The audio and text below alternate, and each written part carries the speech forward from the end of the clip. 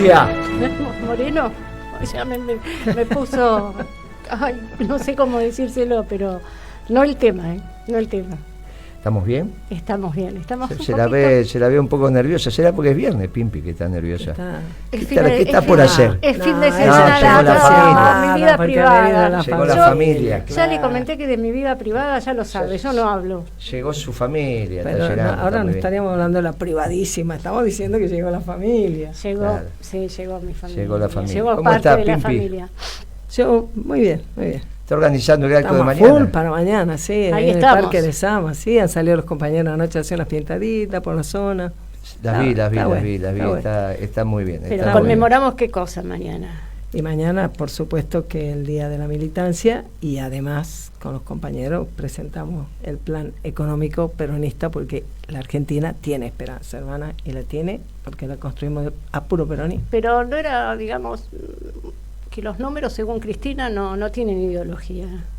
Ah, bueno, si quería arreglar con Melconian, tal vez es el discurso que conviene. No, porque yo la sé. escuché atentamente y en un momento dado ella habla justamente de ese tema. Dice que los partidos tienen ideología política, pero si nos ponemos de acuerdo sobre los números que se corren de la cuestión ideológica, entonces sería lo mismo un plan económico peronista que un plan económico liberal. Bueno, yo te digo, ir llenando de palabras que tapen tus acciones podrá ser una estrategia que sirva para alguna clase de comunicación. Ahora, para la patria no sirve, para el pueblo no sirve, para cambiar la realidad tampoco. ¿Qué está pasando en el mundo, Viti? A ver, pregunta cuéntanos un poco. Bueno, voy a hacer una selección de lo que está pasando, porque el mundo es un gran tablero de ajedrez con movidas fuertes y movidas sutiles. Bueno, hubo un atentado en Turquía, en Estambul, fuerte, que tuvo 6 muertos y 81 heridos. Un atentado que Turquía dijo, frente a la condena que hizo Estados Unidos, dijo, no voy a aceptar la condena de Estados Unidos. Y resulta que dicen que el atentado que viene del norte de Siria, donde están asentadas unas milicias kurdas que tienen vínculos con el Partido de los Trabajadores Kurdos. Bueno, los turcos, Erdogan, no se llevan muy bien con los kurdos. Estos kurdos son apoyados por Estados Unidos, por Israel. Estas milicias kurdas las han apoyado hace mucho tiempo en su combate con el ejército islámico. Digo, es un mosaico bastante complicado esa zona, pero no solamente Estados Unidos e Israel, sino han tenido el apoyo de Francia, de Suecia y de Finlandia. Suecia, Finlandia, suena la cuestión, están pidiendo el ingreso a la OTAN. Y una de las cuestiones que se dice es que Turquía ha dicho, miren, no, si ustedes siguen apoyando a estas milicias, yo voy a frenar el ingreso a la OTAN. Entonces, bueno, ahí se están jugando otras cuestiones. No solamente eso, sino que es más complicado el panorama. Yo digo que no solamente esta relación que hay entre los kurdos, Estados Unidos, Suecia, Finlandia, países de la Unión Europea, sino también que el gobierno de Siria, que es donde están funcionando en el norte de Siria estas milicias, es apoyado por Rusia e Irán. Entonces ahí, digamos, los golpes van en distintas direcciones. Plantearon investigar la situación. El Partido de los Trabajadores Kurdos dijo que no, ellos no tienen nada que ver con el atentado. Nadie ha reivindicado ese atentado al día de hoy. Así que bueno, con más razón todavía, ¿no? Esa Estamos movida. en un juego relevante. La declaración de Turquía no aceptando las condolencias norteamericanas, no hay que escribirla en el viejo juego de la lectura de Medio Oriente, donde Israel era el gendarme, entre comillas, de Occidente, porque eso no explica nada ya. No. Eso tiene que ver con el viejo mundo, tiene que ver con la globalización e incluso la Guerra Fría. Ya eso no se explica desde ahí. Israel mantiene excelentes relaciones con Putin, excelentes, excelentes. Sí, de hecho no ha condenado. Y de hecho el que va a asumir ahora, que es Netanyahu, tiene tan buenas relaciones con Putin como con Trump. Distintas son las relaciones que puede tener con los demócratas, con lo cual yo le digo que es lo mismo que pasa en Iberoamérica. El problema es que tenemos que reformatear la cabeza. Sí, totalmente. Porque el otro que tiene, y cada vez más estrechas relaciones, es Irán con Putin, no con China, y por eso los conflictos que está atravesando Irán también, que están auspiciados por lo que habitualmente pasa a partir de las redes y fenómenos que se dan. Pero no es que esté, después puede haber contradicciones secundarias, pero y obviamente las relaciones de Putin con Siria son muy claras, ahí está la base naval, por eso, la más importante del Mediterráneo, la única que tiene Rusia, está en las costas de Siria. Me parece que ese atentado también quería interferir alguna reunión que estaba habiendo en Turquía. ¿Por el gas? No. Se reunieron, claro, sí. Había una reunión de los dos jefes de inteligencia. De inteligencia, sí. Jefe de la Federación y de la CIA, que se reunieron ahí. Que ahí son reuniones de, obviamente, de primerísimo nivel, y lo que se habla ahí no se firma, pero se cumple. Repito. Cuando se reúnen los cancilleres se puede firmar y no cumplir. Cuando se reúnen los jefes de inteligencia no se firma nada, pero se cumple lo que se habla. Estos son situaciones bien contundentes. Por eso acá Jaime, el hombre de contrainteligencia, Jaimito Estiuso, tuvo tanta importancia en nuestro gobierno. En la década ganada, Estiuso fue una persona clave en las relaciones con el gobierno norteamericano. Clave, se lo digo porque participaba. Clave. Sí. Clave. Fue una persona clave en las relaciones con los Estados Unidos desde la llegada de Kirchner. Yo creo que ya antes, desde ya, pero doy fe desde la llegada de Kirchner. Porque ahí lo que se habla se cumple, y si no, bueno, lo que se dice con la boca hay que bancarlo con el cuero. No sé si somos claros. Por eso esa reunión fue muy importante. Obviamente alguien hizo trascender que estaban llegando a algunos acuerdos. Pero lo desmintieron. Pero los acuerdos van a estar en el marco de lo que nosotros... Son las movidas, ¿no?, que avanzan en una dirección. Y va finalmente lo que nosotros transitamos y dijimos acá, se va a ir cumpliendo. Llegó el invierno y ahora es una confrontación típica de la Primera Guerra Mundial en posiciones hasta que lleguen los armisticios, lleguen las treguas, después volvemos, hasta que se resuelva la interna norteamericana. Que está bastante candente con los resultados de las elecciones de medio término, ¿no? Tienen la Cámara de Representantes, que no es un dato menor, y tampoco es un dato menor lo que están planteando los republicanos en la Cámara de Representantes, que es investigar y hacer una auditoría sobre el apoyo no solamente económico, no solamente militar, sino financiero y económico a Ucrania y a Kiev. Entonces, han llegado a decir, fíjese usted, que Ucrania es el estado número 51. ¿Será que Ucrania es el estado número 51? Una parte. Sí. Una parte, como ya lo dijimos aquí, es el desembarco de Estados Unidos en Europa con posición territorial como nunca tuvo.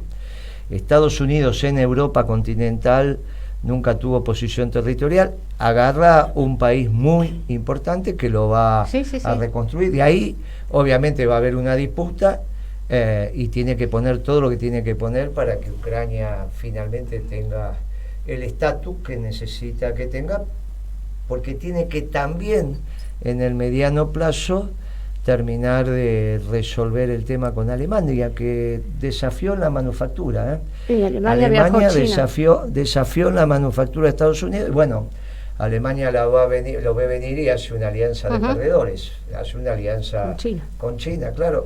Por el eso tema es que nosotros la lectura de todo esto se simplifica si uno entiende el nuevo orden internacional y no trata de entender las internas de cada una de las regiones, porque eso es como entender a Menem desde la interna de La Rioja, digamos, y lo lee desde los intereses y no desde los buenos y desde los malos, claro, no corresponde. Entonces, nosotros sostuvimos que esto era que Ucrania iba a terminar con una parte integrada a la Federación Rusa. No es este el final, esto es la primera etapa. Vamos a ver por dónde pasa la medianera, y del otro lado va a ser un territorio auspiciado por Estados Unidos con un desembarco desde la clase dirigente norteamericana para siempre en Europa, que era un lugar que se atrevió a desafiar. Se atrevió a desafiar en términos institucionales cuando fue la Segunda Guerra del Golfo, que no acompañó, la de Bush hijo, y después fundamentalmente los desafió con la manufactura. Y dentro de su zona de confort. Y bueno, este es un tema que obviamente lo venimos hablando hace rato, y es cómo se va a reordenar el mundo. Desde ahí tenemos que entender cómo impacta en Iberoamérica. Y déjeme hacer un comentario. Vio que se manosearon todo el tiempo Macron y Alberto Fernández, todo el tiempo se veía y se manoseaban, ¿no? Bueno. Todo el tiempo. Ahora, Alberto Fernández se manoseaba con el presidente que quiere hacerse cargo del Amazonas. Del Amazonas, sí. Bien, entonces está circulando por ahí algo de campaña reciente de la primer ministra italiana, donde habla de la moneda francesa en África. Que Pimpi me mira como puede decir, no, si Francia no tiene moneda, no tiene, es el euro. Salvo en unas zonas africanas, como siempre son los franceses. Entonces la primer ministra italiana dice, mire qué interesante el mensaje. El mensaje de la ministra italiana es, la solución no es que los africanos vengan a Europa. La solución es que los franceses dejen de expoliar la zona de África donde se quedan con su riqueza. Vamos a desarrollar África. Mire, es interesante, porque esa es una posición muy clara. Perón no decía vengan los bolivianos para acá, le pagaba más caro el gas para que se desarrollara Bolivia, y lo hizo hasta en la década de los 70. Esto siguió, era una política típica de la Argentina, de acompañar a Bolivia en su desarrollo económico pagándole más caro el gas. Lo que dice la primer ministra italiana, que es repudiada porque no sé, qué sé yo, qué sé cuánto, qué interesante, porque lo que resulta que son progresistas, que se manosean con nuestro presidente progresista, están matando de hambre a los africanos, y la que la denuncia es la primer ministra italiana. Bueno, es muy interesante, porque cuando empezás a poner las piezas en el lugar que van, y no voy a hablar de eso, pero el discurso de ayer de Cristina entra en la lógica de la socialdemocracia y el neoliberalismo, y esa es una contradicción falsa. Si usted lo que dice de los números no tienen ideología, sí que la tienen. Pero claro, para los neoliberales y los socialdemócratas de la escuela austríaca son lo mismo, porque ella lo que quiere hacer acá es reproducir el esquema de Lula, o el esquema de Boric, o el esquema de Petro. Por eso el peronismo va a confrontar, porque Macri y ella, en términos económicos, son lo mismo. Y volviendo al tema, mientras esté Melconian en el medio, y es lo que usted me está diciendo que dijo ayer, no, los números no tienen ideología, son lo mismo. Ahora, porque esta es su disciplina, Egitia, la comunicación casi que es diaria, y dentro del día en horas. Sale un tuit, dice una cosa, todos hablamos, viene otro tuit, lo reemplaza. Usted me lo explicó muchas veces eso, y yo le tengo que reconocer que esta comunicación de las redes fue casi desde lo inmediato, ¿no? Ahora, fíjese usted que en un tema muy relevante para la humanidad, es simplemente para que usted lo piense y después me dé una respuesta, no ahora, en algún momento, si le parece que la pregunta es atinada, en un tema muy, muy relevante para la humanidad, como es una guerra, volvemos a la Primera Guerra Mundial, una guerra de posiciones. Mire que esto puede tener impacto incluso en todos los planos, porque empieza a ser más lento el tiempo. Vio que el tiempo es siempre igual, pero parece que un segundo pasa más rápido a veces. Ahora parece que el tiempo pasa a una velocidad. Depende de dónde uno está parado. Por eso. Entonces le digo, mire, reflexionemos, no sea cuestión que también esta guerra en Ucrania, que vuelve a la Primera Guerra Mundial y eso pasa a ser una guerra lenta, tranquila, de posiciones, donde la situación va cambiando semana a semana, pero despacio, y ahora con el invierno peor, bombardeamos por acá, vamos por allá. No tiene nada que ver con la Segunda Guerra Mundial, esto que era uno tras otro, y era rápido, y era... no sea cuestión que esto tiene impacto también en todos los planos, incluso en el plano de la comunicación. Vamos a ver qué pasa con Twitter, vamos a ver cómo evoluciona todo esto. Bueno, hay que ver qué pasa con Twitter, pero hay otras redes sociales de todo. No, está perfecto, pero puede ser que eso también empiece a plantearse en otro espacio-tiempo, donde obviamente que 60 segundos es un minuto, pero a veces veo que parece que pasa más lento. La Primera Guerra Mundial pasaba lento las noticias, y esta guerra va a transitar hechos donde se acelera, se pone muy lenta, y vamos a ir así. Hoy ya entró el invierno y va a ir pasando el invierno y va a llegar la primavera, va a llegar el verano y va a haber alguna cosa, y se va a ir definiendo vis a vis la interna norteamericana. Y vamos a ver qué pasa con las comunicaciones y los armados políticos también, porque esta voracidad que hay de todo el tiempo estar haciendo, quizás empiece un tiempo a caminar, viene un tiempo quizás de caminar más lento. Quizás, vamos a estudiarlo. Vamos a esto. Yo creo que hay que estudiarlo porque tampoco los canales de comunicación son los mismos que durante la Primera Guerra Mundial. Eso es obvio, ¿no? Claro, no, claramente, pero eso implica canales de comunicación y que llega en tiempo real prácticamente. Yo quería tocar el tema de la comunicación justamente con lo que pasó con los misiles.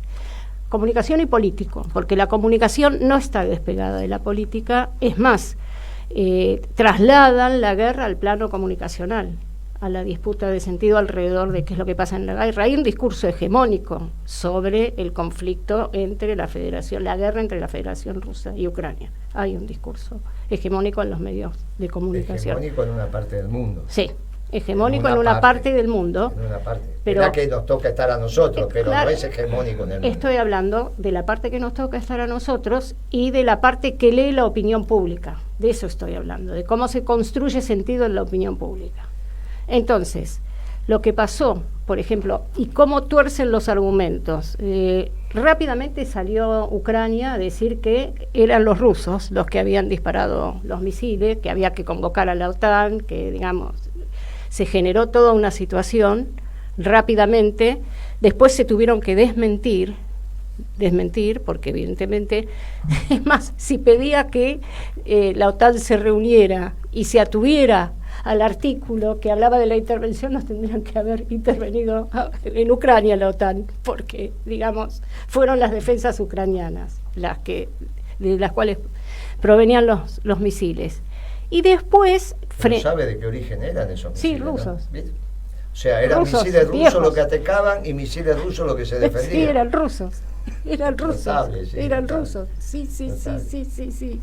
Entonces algunos se agarraban y decían, sí, eran misiles rusos. Claro, eran misiles rusos, pero digamos usados por las defensas antiaéreas ucranianas. Pero si convocaban a ese artículo, la OTAN tenía que intervenir en Ucrania. Entonces rápidamente no, se fueron corriendo del lugar, porque también el presidente de Polonia en un primer momento se sumó a ese argumento político, porque no es un argumento, es político. Es más, dicen que Estados Unidos le llamó, leyendo los distintos medios, que yo sí leo los medios de un lado y del otro, claramente, que en Estados Unidos que se comunicaron con Zelensky y le dijeron, ya no sigas con ese argumento porque no estaría funcionando, pero por supuesto torcieron comunicacionalmente el argumento y dijeron que bueno, si bien digamos fue la defensa antiaérea ucraniana, en realidad es responsabilidad de la Federación Rusa.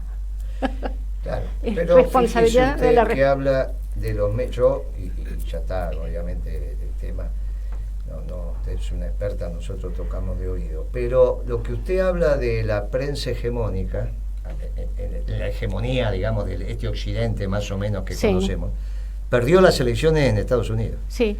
O sea, que es hegemónica más o menos, porque no alcanzó para ganar las elecciones de medio término de Estados Unidos, las perdió. Pero es que yo no digo, digamos, una cuestión es cómo maneja la prensa. No, está bien, pero que la prensa puede manejarse. Y las redes, la prensa y las redes. Bien, estoy hablando del impacto de eso. A mí, que el dueño de un negocio maneje su negocio está bárbaro. Ahora, vamos a ver cuáles son las realidades conducentes. Esos negocios se manejaron como usted lo describe. Sí. Pero no le alcanzó ni siquiera para ganar. No estoy diciendo eso yo, ¿eh? No digo que dice eso, digo que esa prensa hegemónica, aunque sea hegemónica, la realidad de conducente parecería ser que le juegan en contra. Pero es que, digamos, usted parte de la posición de que los medios condicionan las acciones. Es bárbaro que no, yo no parto, yo digo que al revés, ahora ya cada vez lo yo digo que no. Por eso, cada vez quizás empiece a tener menos importancia esa comunicación instantánea y empiece a tener más validez la comunicación mediata pero profunda. Y esa comunicación mediata y profunda, que son artículos de opinión, que son análisis relevantes, donde la realidad es una realidad, obviamente no de la onda larga de la historia, pero una realidad que no se transforma en el día a día. Con lo cual, también quizás la política empiece a posicionarse ahí. Mucho más en lo profundo que en las formas. Mucho más en el hecho de que se debatan ideas, y a nosotros esto nos vendría muy bien, porque en el discurso de Cristina, en el plenario de la Unión Obrera Metalúrgica, hubo ideas muy profundas. Ese fue un discurso donde uno puede caracterizar hacia dónde va Cristina, y entonces usted puede hoy venir y decir, mira, me parece que está yendo para el mismo lugar que Macri en términos económicos, porque el vector que los une es Melconian. Porque lo dijo en el plenario de la UOM. Ayer hizo un piripipí, que no sale ninguna cosa clara, no tiene ninguna importancia. Digamos, hoy la Argentina, con ese discurso, sin ese discurso, no pasó nada. Con el de la UOM, no, dio direccionalidad a la política, permitió posicionar al resto. Decir, mirá, estos están en los mismos lugares. Desde ahí, en esa historia de volver a comunicar lo profundo, quizás nosotros, ustedes, todos, hay que ver quiénes son los receptores de lo profundo. Bueno, por eso tenemos una situación ventajosa. Por ahora, esos medios hegemónicos en Estados Unidos perdieron la elección. No es cierto que la ganó Biden la elección, la elección la Pero esa es la lectura que hace usted y es la lectura que hago yo. De la realidad, claro. Es la lectura que hago yo. La realidad es que se quedaron con la Cámara de Diputados. Pero yo, leyendo los medios, si usted va siguiendo y las redes sociales estoy hablando, fue ganador Biden. Biden no le fue tan mal. Pero si eso tiene impacto... No estoy discutiendo eso. Si tiene impacto, no, está bien. Bien. Es como sería como discutir la publicidad o discutir la vidriera de un negocio, si es buena o no buena. Usted puede discutir la vidriera en sí y yo voy a ver la caja y voy a decir, ¿la vidriera es buena? Sí, vendió más. Le voy a dar un ejemplo. Si no vendió desde la publicidad le doy un ejemplo. Una buena es esto, es el packaging hermoso. Que hago una muy buena campaña y capaz que te lo compro la primera vez porque me enganchaste desde algún lugar. Capaz que te lo compro, ¿puedo terminar el razonamiento? Sí. Gracias. Entonces, capaz que te lo compro porque me enganchaste con el packaging. El producto es malo, te lo compré una vez, ya la segunda no te lo compro. Muy bien. Eso es lo que yo quería plantear. De todas maneras, yo te escucho, Guillermo, y no sé bien de qué, no entiendo sobre el tema de la guerra de posiciones de la Primera Guerra Mundial. Yo era muy chica, pero más me suena a mí una esperanza tuya, porque lo que yo veo, por lo menos en el debate de la política, se parece más a un discurso vacuo como el que oímos ayer, que a profundas reflexiones que procuran comprender qué pasa en el mundo, comprender qué pasa aquí y tratar de marcar una dirección que sea a favor del pueblo, a favor de la patria, con inteligencia y con compromiso. No sé, ojalá fuera como vos decís. No sabes que no te entendí. Sí. Vos decís que tal vez la comunicación tome ahora como que tal vez, sí, por eso yo dije tal vez, pero digo, a mí me suena más que a una esperanza que a ver en algún lado que eso se esté verificando. No, eso no, te digo yo. No se está verificando en absoluto. Dije, bueno. La guerra de Ucrania quizás impacte hasta en la comunicación, porque en este siglo, a caballo de la tecnología, las noticias pasan a ser instantáneas. E incluso en el mismo día lo que pasó a la mañana no es a la tarde. Bien. Claramente, sí. Bien. La guerra del Golfo, las guerras que estuvimos viendo, eran guerras muy rápidas, casi filmadas, casi estábamos. Nosotros participábamos de la guerra a partir de los medios. Y se aceleró. ¿Y sí? Y fueron guerras muy rápidas. ¿Cuánto tardaban los norteamericanos en llegar a Bagdad? Nada. En términos de violencia, nada. ¿Cuánto tardaron en destruir Irak? Nada. Salieron los F-16 de los portaaviones y en un ratito se terminó todo. Lo máximo que quedó es una resistencia de esa Guardia Republicana que también se terminó rindiendo. Ahora, esta guerra no está transmitida. Usted no es que ve, hoy vio a la mañana que unos francotiradores o ayer mataron, ¿qué sabés vos si eran los soldados que estaban ahí, que si lo mataban, que si a 2.700 metros? Todas anécdotas. En términos de guerra no ves nada. No es que vos estás viendo como ves la guerra norteamericana sobre Irak. Hay una historia, disculpe, sí, hay una historia que se está armando, pero te la cuentan. No es que vos la ves. Pero a su vez ahora se lentificó todo. Se lentificó. Ahora, como es una guerra de posiciones y no hay avances y no hay... incluso la comunicación están repitiendo lo que ya están viendo. Están repitiendo. Quizás esto que pasa a ser en una dimensión espacio-tiempo distinto, también dije, no dije que está pasando, dije, también empieza a impactar en la comunicación. Y esta comunicación que nosotros estamos viendo ahora, quizás la que deje, ya fue, y empiece otra comunicación, que es la que digo, quizás nos beneficia a nosotros, que es una comunicación más profunda, más pensada, más tranquila. No dije que está pasando ahora, dije, esta guerra quizás termine impactando hasta en la guerra, en las estructuras militares, no tenga duda. En las estructuras militares, los estados mayores de los ejércitos que están estudiando esta guerra, no tenga duda, le cambió el panorama. Ya nadie habla de la guerra del futuro. De la famosa guerra sin personas. Sí, nadie habla. Lo máximo que hay de eso son estos avioncitos no tripulados y qué sé yo. Pero nadie está hablando. Volviste a una guerra de posiciones, una guerra de misiles, que es artillería, una guerra donde vas lento avanzando, lento retrocediendo, y quizá eso, donde nosotros hasta no podemos mover más cómodo en nuestro espacio político, digamos, cuidado, porque quizás sea lo que venga. Quizás sea lo que venga. En lo económico no tengo dudas. En lo comunicacional, es lo que le digo a nuestra experta, empecemos a revisar. No sea cuestión que esto también impacte en la comunicación. Tenemos que ir a las noticias. Sí, tenemos que ir a las noticias.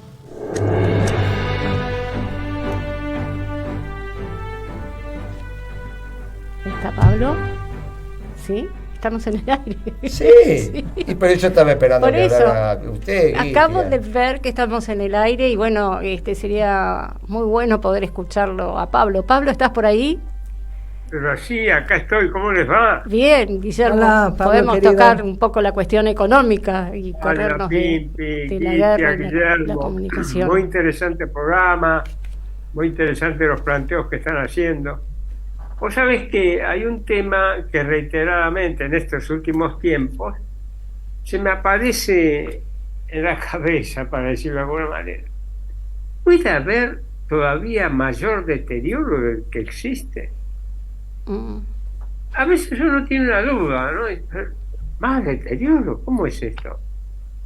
Porque tanto deterioro tendría que llevar a una crisis. Pero la crisis no aparece, y al no aparecer la crisis y no aparecer las soluciones, se sigue deteriorando.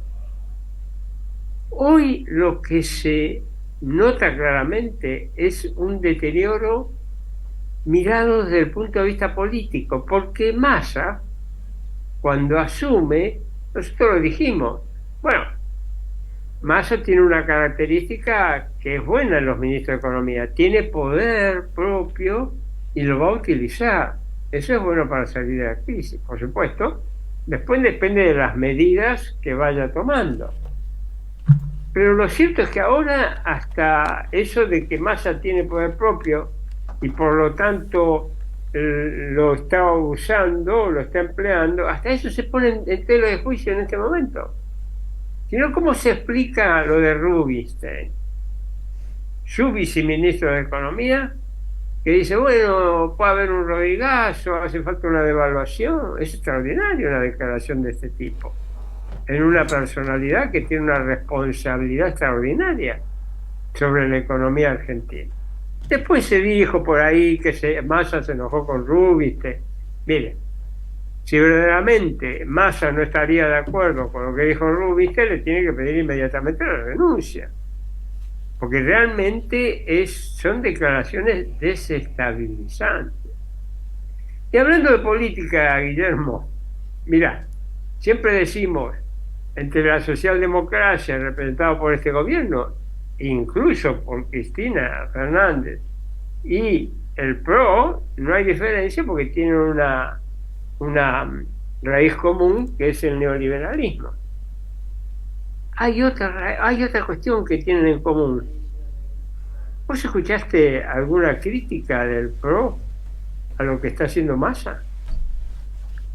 Incluso más te voy a decir, toda esta interna del PRO es real porque están discutiendo el poder, ¿no le sirve también como una cortina de humo para no expedirse sobre lo que están haciendo el gobierno? Porque no se pueden expedir.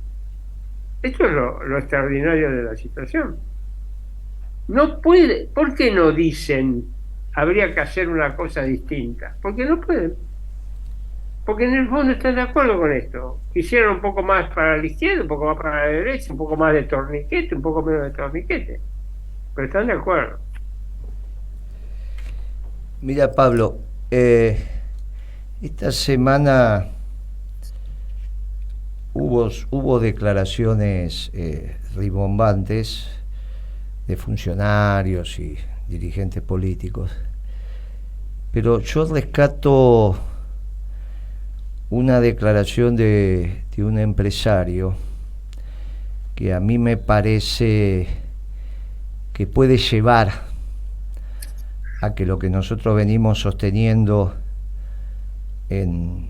para la Argentina y para la región a caminos bien distintos. Por eso el debate sobre lo comunicacional que recién tuvimos con Guitia y sobre el impacto que tiene la guerra en Ucrania en todos los ámbitos. Vos fijate que las declaraciones de Roca, de él estoy hablando, en una conferencia anual que ellos hacen habitualmente desde hace mucho tiempo, empezó a definir con precisión quién es el enemigo de su industria. Y dijo, el enemigo de nuestra industria es China. No dijo, voy a cerrar las fábricas siderúrgicas en la Argentina porque total vamos a importar acero de China. Eso es lo que quería Kicillof. Él dijo, no, estos son nuestros enemigos. Porque China, y repite algo que nosotros venimos diciendo, donde llega, destruye el salario. Él dijo, destruye la clase media. Es lo mismo. Digamos, la clase media es la base de un salario jerarquizado. Con lo cual, cuando vos no tenés salario jerarquizado, no tenés clase media. Y se suma a la posición de la reconstrucción de lo que se llama la cadena de valor, aceptando la hipótesis del peronismo de que lo grande puede convivir perfectamente con lo pequeño. No solo la armonía del capital y el trabajo, sino que lo grande y lo pequeño puede convivir. ¿Está bien? Con lo cual, por eso surgió también lo de los medios hegemónicos. Digamos, cuando vos convivís y sistémicamente lo pequeño y lo grande, el tema de hegemonía pasa a ser una categoría que empezamos a revisar. Si el discurso de Roca para Techín es correcto, Roca acaba de decir que es imposible la supervivencia de Techín como negocio sin clase media, esto es, salario jerarquizado, y sin que el pequeño taller gane plata. Con lo cual, eso y decir, Roca, estamos confluyendo en una visión económica integral, que nosotros decimos que es peronista, y vos podés ponerle el nombre que quieras, pero obviamente donde nos empezamos a encontrar es de una importancia extraordinaria. De los que hablaban de la globalización y que decían que la manufactura en la Argentina no tenía ningún destino, a esto hay una distancia abismal. Y el único espacio político que objetivó esto y que pudo ponerlo blanco sobre negro fue el nuestro, que es el peronista. No es Cristina hablando en la UON, ni Cristina hablando en La Plata, ni todas las cosas que escuchamos de Kicillof, Costa y compañía, Álvarez Agis y demás. Mucho menos Macri, que verbalizó que la Argentina tiene que terminar con el sector industrial.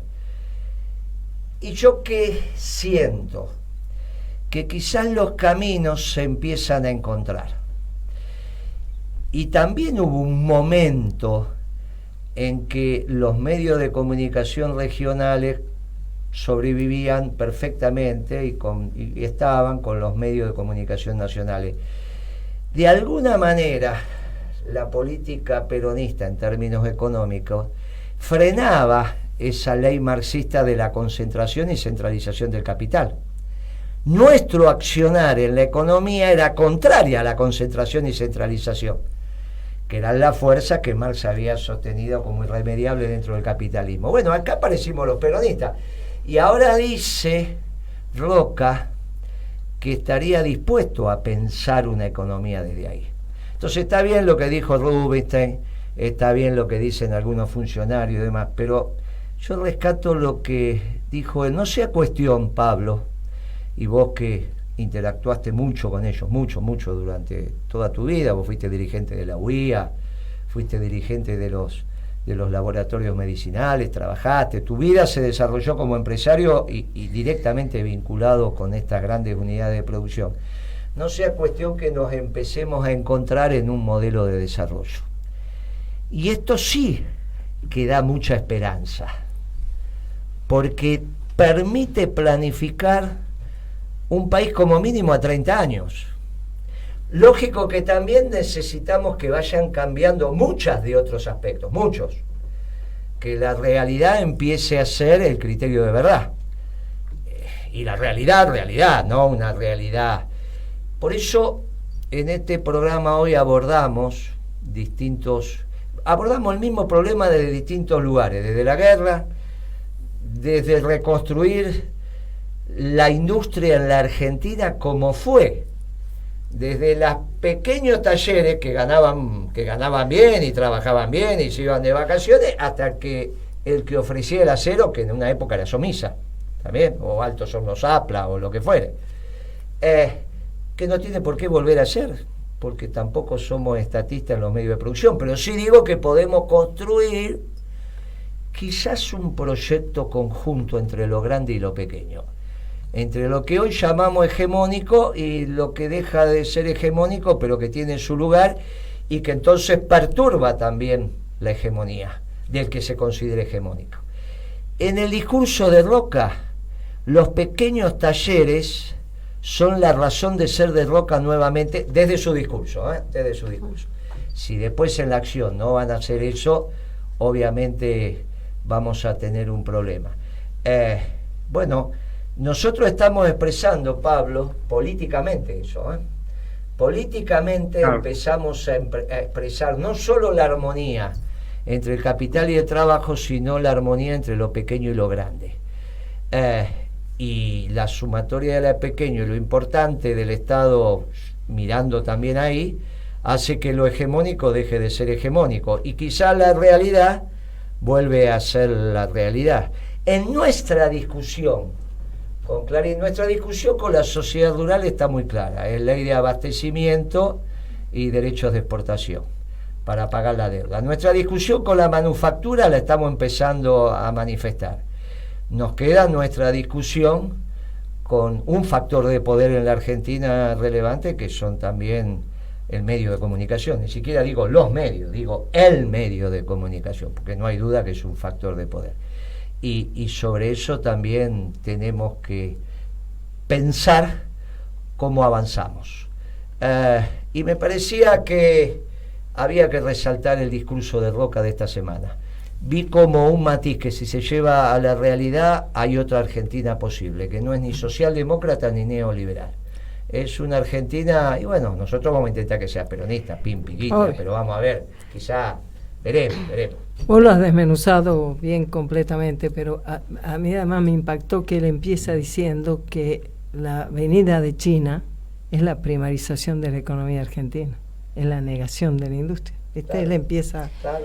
Y después todo lo otro muy importante que vos decís, ¿no? Sobre el mundo de los satélites que puede tener la producción de Techín, de los talleres, de las empresas más pequeñas y demás, como parte necesaria, y el mundo general, la clase media, es el mundo del consumo, del derecho a consumir, y por lo tanto ellos también a tener clientes. Como nosotros vamos a tener que tener un diálogo también con otro factor de poder, y en eso entra la comunicación, y entra la industria, no solo la siderurgia, entra la industria alimenticia, entra la industria del aluminio, entra la agroindustria, los que transforman la soja en aceite, que teníamos dos empresas importantes, Aceitera General Dehesa y Vicentín. Perdimos Vicentín, quedó solamente Aceitera General Dehesa. El no comprender cómo es el mundo de los negocios, el juego, claro, llevaron a la destrucción de Vicentín, con consignas, con cosas. Bueno, ahí desapareció. Teníamos dos, más.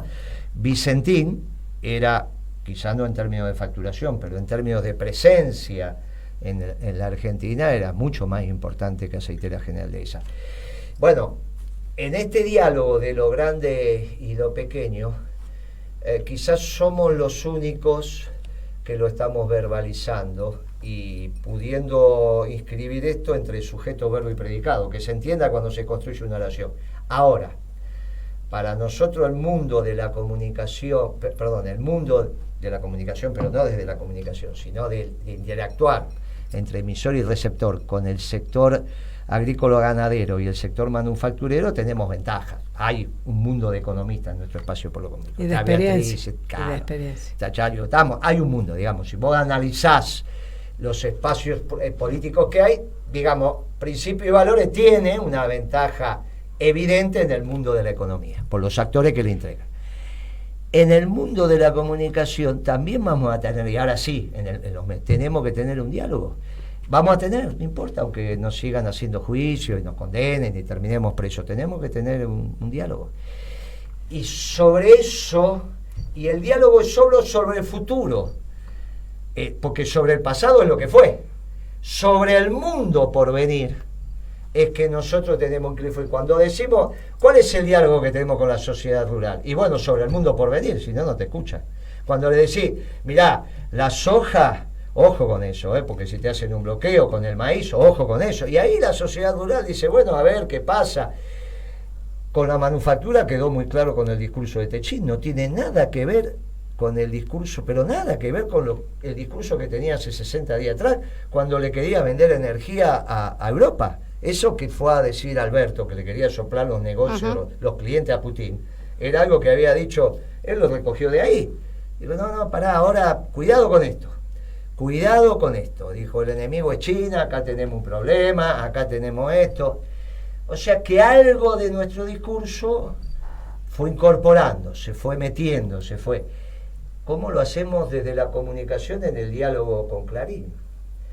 ¿Cómo nos sentamos a ver el mundo de la comunicación con Clarín para el año que viene o para el próximo lustro?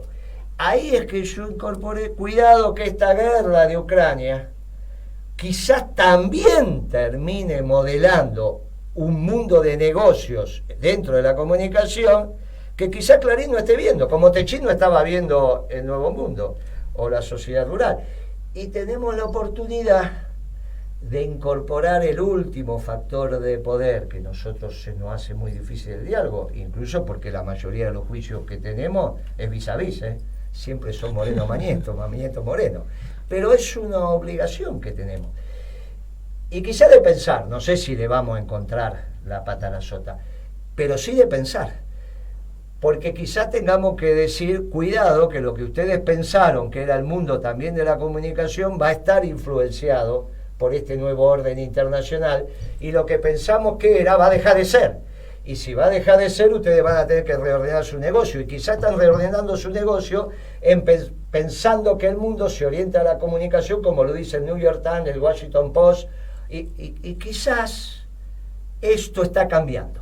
Ahora no lo sé, lo pregunto como duda, que en economía era una realidad, lo teníamos muy claro. Ahora planteo en otros tiempos. Hoy hicimos un debate sobre la ecuación espacio-tiempo, cuál era el más importante sobre el tiempo. Y bueno, del otro lado estaban los filósofos, uno lo que hace, y los teólogos, uno lo que hace es plantear las dudas. Ellos tienen que encontrar las soluciones. Tienen que encontrar las soluciones a esta Argentina que tenemos que construir entre todos. Y esta Argentina de la esperanza, quizás, no digo, tenga otro negocio comunicacional que se va a desarrollar en otro espacio-tiempo. Y esto es lo que tenemos que debatir y ver entre todos. Perfecto. Pero yo no hablo de la comunicación en tanto pura y exclusivamente de negocios, es mucho más amplio. No, claro. No, claramente. Sí, claramente. O sea, obviamente que la comunicación como la encaramos nosotros no es un negocio. No, claro, por eso no. Estoy hablando del universo de la comunicación. Pero, en esto vamos a coincidir, la comunicación hegemónica, como generalmente se dice, tiene atrás un negocio que acumula capital. Claro. Y por eso puede ser hegemónica. Claro. Lo que yo estoy planteando, que esa, no la que dice usted, ese factor de poder en la Argentina que tiene nombre y apellido y se llama Clarín, con un accionista controlante mayoritario que de la misma manera que Roca es en Techín, en Mañeto, en Clarín, quizás tenga que entrar en un orden distinto, y a su vez sus intereses es la preservación de su negocio, que no tiene nada que ver con esta comunicación que hacemos nosotros y la que hacen miles y miles de compañeros. Estoy diciendo ahí, porque el diálogo con la rural es para que ellos sigan siendo propietarios de la tierra haciendo un esfuerzo patriótico. El diálogo con Techín es, mire que nosotros no queremos que deje, no, pero necesitamos que los talleres que y todo lo mismo, funcione. Claro. Y quizás ellos, a caballo de lo que pasa con el New York Times y el Washington Post y demás, no están viendo el nuevo orden. Entonces uno les dice acá, cuidado que ustedes pueden escribir que ganaron los demócratas las elecciones en Estados Unidos porque le dice eso la prensa hegemónica internacional. Y ustedes están en ese show. Pero guarda que la elección la ganaron los republicanos, Guarda que, como usted bien dijo al principio del programa, ahora en la Cámara de Representantes es republicana. Y la Cámara de Representantes, como dijimos acá, es la expresión del pueblo norteamericano y de su política, en el presupuesto y en las relaciones internacionales. Cambia. Tiene muchísimo poder. Esta derrota de los demócratas, mal que le pese a Cafiero, que dijo, pero aparte es un atrevido, ¿no, Pimpi? Decir que estaba muy contento de cómo salieron las elecciones en Estados Unidos porque pensó que ganó Biden. Ignorante e imprudente. Sí, imprudente. Habla de lo que no sabe irresponsablemente, opina sobre lo que no debe opinar y no va a mirar de qué se trata el cargo que ocupa. Y yo le digo, porque ese mapa no circuló, pero hay 3 mapas en la elección de Estados Unidos. Veo que esta cosa sí, el de gobernadores, el de senadores y el de la Cámara de Representantes. Cuando usted mira el mapa de la Cámara de Representantes, todo colorado. Sí, los miré. Casi no hay azul. Sí, casi no hay azul. Entonces vos decís, no, miren, la ola roja no estuvo. Mirá el mapa de lo que pasó en la expresión del pueblo norteamericano y en casi todos los estados, salvo bien en las costas. Sí, en la costa, sí. Las dos costas. Es todo rojo. Y esto es lo que pasó por eso se largó Trump. Y los de gobernadores está miti. Sí, pero por eso se largó Trump. Y en la de senadores, lo que pasó que había más senadores republicanos que tenían que reelegir que demócratas. Los 50 que sacó los demócratas, que porque había 35 que ya los tenían. De los 50, 35 ya los tenían. Mientras que del otro lado eran cerca de 20. O sea, 20 o 29, ¿no? Me parece que 29. Tenían que ganar mucho más los republicanos para empatar. Y le van a empatar, porque van a manejar la Cámara de Senadores porque va a desempatar la vicepresidenta. Pero no porque se impusieron. Le agrego después un tema. Con lo cual, me parece que estamos en una posición de interpretar lo que puede estar pasando en la Argentina desde un lugar más que interesante, porque iniciamos en este programa hace 15 días la tesis de dialogar con los factores de poder, que le pusimos nombre y apellido. Dijimos, mire, no hay ninguna duda que es Roca, no hay ninguna duda que es Urquía por el secretario general de ESA, es Madane, es Árcore, bueno, lo dijimos, no hay ninguna duda de la sociedad rural y no hay ninguna duda de Mañeto. En algún lugar, esta semana, tuvimos una devolución. No a nosotros, no a Principio y Valores, no a usted, no a Pimpi, no a mí. Fue al público. Pero una devolución que cuando uno la leyó, le resultó música armoniosa. Vamos a ver si podemos encontrar lo mismo con el resto. Sí.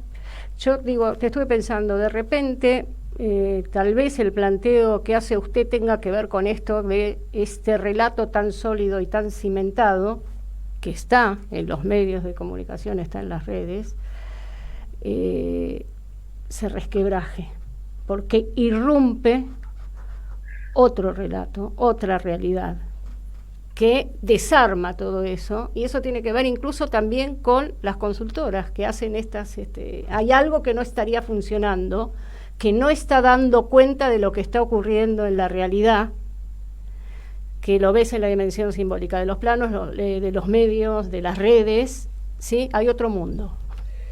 Mire qué interesante. Hay otro mundo, hay otro quizás mundo. Sea el mundo que está surgiendo. Efectivamente, hay otro mundo. A mí, yo le había contado la anécdota de los chicos de que iban a hacer una experiencia de educación esta semana, que fue donde se pelearon Grabois y la señora que es ministra de Educación de la ciudad. Sí, Acuña. Pero resulta que me habían venido a ver para poner un panelista. Y yo le dije, con todo gusto, yo voy a eso si podemos poner un panelista, no de principio. Entonces recomendé dos figuras, un cura experto en educación y una compañera que es una de las primeras formadas desde el peronismo en las ciencias de la educación. A los dos me comuniqué y sobre todo con una... Creo que la conozco. Claro que la conoce. Sobre todo con una... pero delante de ellos, yo les di el teléfono, les dije, mire, si ustedes lo invitan a ese panel, porque en ese panel era Grabois y Acuña, que es lo mismo.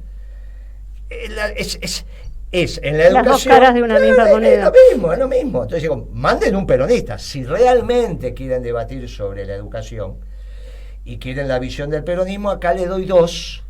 Uno, un teólogo profundo, experto en educación, y otro, una compañera que va a expresar. Bueno, sí, nos interesa mucho, es que no sabíamos, no conocíamos.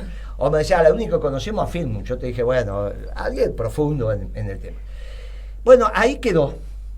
Resulta que los invitaron, pero no para el panel, sino para tomar un café. Con lo cual hoy suspendieron la reunión, porque dijeron, ustedes mintieron. Dijeron que iba a ser para que estuviera el peronismo presente en un panel de educación y no invitaron a los intelectuales que pueden, desde la doctrina peronista, porque no va a ser Filmo que va a hablar de educación desde la doctrina peronista, ¿no? Yo lo respetamos, lo valoramos, pero olvídate, lo conocemos tanto como Alberto. Pero sí hay compañeros de la educación que pueden hablar con profunda seriedad y desde la doctrina sobre el peronismo. Bueno, entonces le dijeron no, que sí, que sí, viste como siempre hacen, o sea, el debate es entre ellos. Quieren ocupar todo el plano de la educación, pero no pudieron. Ujú. Porque nuestros compañeros dijeron, entonces no vengan, no tenemos nada, nosotros seguiremos construyendo nuestra educación peronista. Es muy interesante Sí, esto, le porque agrego lo otra que cosa. ellos pensaban que era hegemónico, Le agrego- al no estar el peronismo no es hegemónico. agrego otra cosa. Muy bien, esto es muy interesante. En los distintos planos el peronismo empieza a construir pensamiento profundo. Y guarda que no tenemos mucho tiempo, No. porque en algún momento va a tener Le que agrego dialogar con otra Mañeto. cosa, le agrego otra cosa. Digo, también la dimensión simbólica se juega en el lenguaje, que representa, por decirlo de alguna manera, la realidad. Entonces podemos terminar el programa. Todos nos sentimos incluidos y estamos muy felices. ¿Es así? No, Esa es la mira, pregunta. No, desde ya que no. Bueno, Vio que esto tiene que entonces, ver, pero esto por tiene eso- que ver con lo que estamos. Por eso decimos, mire Guitia, Pero no me pone en cuestión el paradigma. que la decisión de la del diálogo con Mañeto tiene que ser sobre otro paradigma. Porque en el viejo paradigma, Mañeto es el que ganó. En cambio, como eran los muchachos de desindustrializar la Argentina, en el viejo paradigma de la globalización. En el paradigma del nuevo orden internacional, quizá también aparezca un paradigma nuevo en la comunicación, pero lo vamos a ir conversando a lo largo de los programas. ¿Qué tenemos mañana? ¿Qué tenemos mañana? Vamos a estar en el Parque Lezama a las 4 de la tarde con principios y valores en nuestro partido. Vamos a estar presentando el plan económico peronista, lo vamos a hacer en la capital, vamos a llevar la bandera de siempre, pero también vamos a recordar que en la ciudad de Buenos Aires los peronistas reconocemos a las enfermeras como profesionales, que defendemos que los trabajadores de la salud son trabajadores que merecen el trato más digno porque son los que nos cuidan. Exigimos una inclusión, de hecho, mira, vos me has hecho acordar recién, más que de palabras, Bueno, estoy necesitamos diciendo... vacantes en las escuelas, rampas y limpieza en las veredas, iluminación en las calles, viviendas accesibles para los trabajadores, Guillermo. Sí, se llenan la boca de precisamos palabras. una ciudad que el intendente lo ponga el presidente. Exactamente. Volveremos, quizá en el nuevo orden internacional el presidente vuelva a trabajar no en territorio enemigo, pero y pone al intendente, por supuesto, como era antes. Perfectamente los comuneros podrían ser el resultado de la elección y necesidad de los vecinos, Claro. pero que en la capital federal se conduzca desde el interés general de la nación, parece una cosa tan evidente. Que me toca el Así cierre. que, perdóname, termino, ¿no? Es en Parque Lezama, donde está el monumento a la Ahí cordialidad estaremos. uruguaya-argentina, que es la avenida Martín García, esquina Irala. Muy bien. Ahí vamos. Ahí Ahí va a vamos. haber Ahí vamos. algún equipo de música, vamos a hacer algunas cosas, se va a discusiar, usted va a hablar, va a estar Obvio, todo muy bien. vamos a tener el buffet peronista Ahí como vamos. siempre, la mesa de afiliación, vamos a Muy estar bien. volanteando. Ahí Ahí vamos. estaremos. Ahí vamos, y nos vamos en Y a todo suyo. No, bueno, me queda solamente agradecer, como siempre, al equipo de Radio Caput, a Noelia, a Fernando Molgaray y a quienes retransmiten nuestro programa. Y un fuerte abrazo peronista, los esperamos y las esperamos el sábado, y que tengamos un buen fin de semana. Gracias, Guita, gracias, Ah, y- Pipi. Fuerte abrazo para Y el todos. 20 a la vuelta de obligado con los compañeros de la agrupación.